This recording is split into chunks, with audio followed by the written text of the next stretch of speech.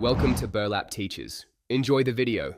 In this video, I will explain how to make an Elementor widget. We'll start by understanding the core components, then move into setting up your development environment. You'll learn to register your custom widget and identify the essential files needed for a successful build.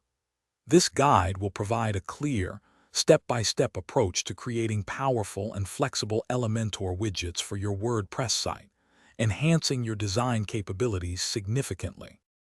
First, you need to establish the correct file structure for your widget. This involves creating a dedicated PHP file within your theme or plugin. Inside this file, you will define your widget class, ensuring it properly extends Elementor's base widget class. Crucially, you must set a unique name and a user-friendly title for your widget, which will appear in the Elementor editor.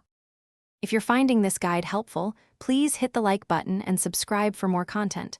On another note, bring your space to life with the Echo Dot smart speaker. It's a fantastic way to enjoy music and manage your smart home devices with just your voice.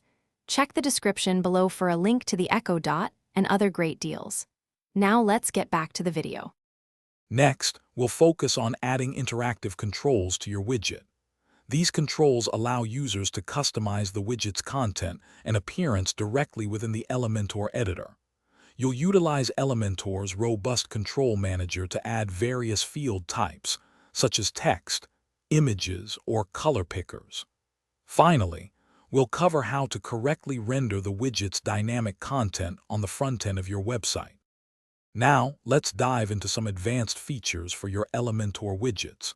You can enhance functionality by adding custom CSS for unique styling and JavaScript for interactive behaviors.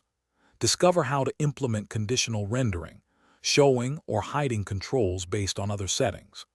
We'll also touch upon integrating external libraries, expanding your widget's capabilities even further for more complex designs. Thanks for watching. Consider subscribing if this video helped you.